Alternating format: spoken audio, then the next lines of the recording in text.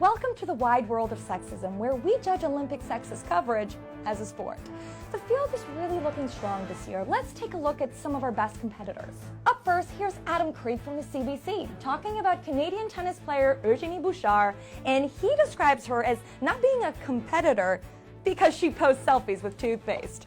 She's posting pictures of herself, she's holding up the toothpaste, and she's trying out different hairstyles, and maybe she wants something different than to be a competitor. It's definitely impressive to claim that a female athlete who's dedicated her entire life to her sport may not be interested in competing.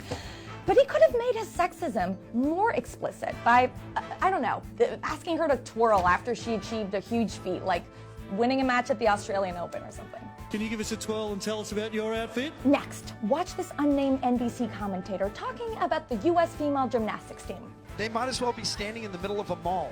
A classic sexist ageist combo there. He's suggesting that these teenage girls belong in malls, not destroying the competition on an international stage. While we wait for the next competitor, I would be remiss if I didn't mention a new emerging discipline: Olympic bro appropriating, a discipline where a female athlete's success is repackaged and presented as a male one. Like Dan Hicks representing NBC after Hungary's Katinka Hosszú shattered the world record and won the 400-meter individual medley. And there's the guy responsible for turning Katinka Hosszú, his wife, into a whole different swimmer.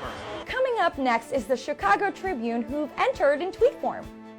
Impressive. This comment makes no mention of this female athlete's name or the sport that she plays. That is ace dehumanization. And here comes John Inverdale, representing the BBC. He's somewhat of a veteran of the sport, attempted a backhanded body-shaming comment in 2013, but let's see if he can take his sexist commentary to the next level this time. You're the first person ever to win 2 Olympic tennis gold medals.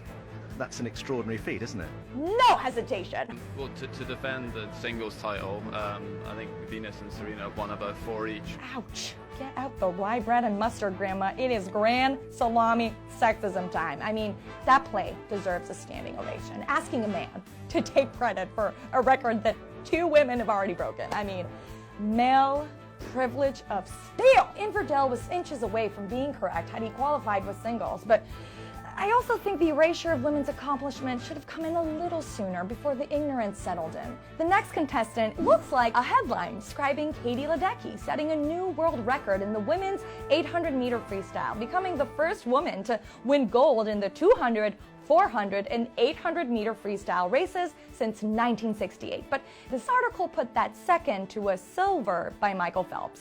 Even when women come in first, the media puts them second. And here's Mercury News. They're really the Cinderella story of Olympic sexism. This tweet refers to gold medal champion Simone Manuel like Donald Trump refers to his black supporters. But look at my African American over here. Look at him. He just wanted it more. But the last contestant is really a collaboration between many, many news organizations having just some flawlessly demeaning debates like whether an Olympic athlete got breast implants or racially charged debates about an athlete's hair. An energetic yet slightly Islamophobic segment exoticizing hijabs. But structural sexism takes collaboration. I mean, it really takes a village. A recent study that looked at over 160 million words within the domain of sport demonstrated higher levels of infantilizing or traditionalist language for women in sport. But then again, what do we expect when 90% of sports editors are white and the same proportion are male? But things are changing, and newsrooms are becoming more and more diverse, which would hopefully mean that shows like The Wide World of Sexism would become completely obsolete. Until then, join us tomorrow night for our special edition of Is it a burqa or a bikini? Let's just definitely not call it what it is, which is a hijab. Also, who the cares?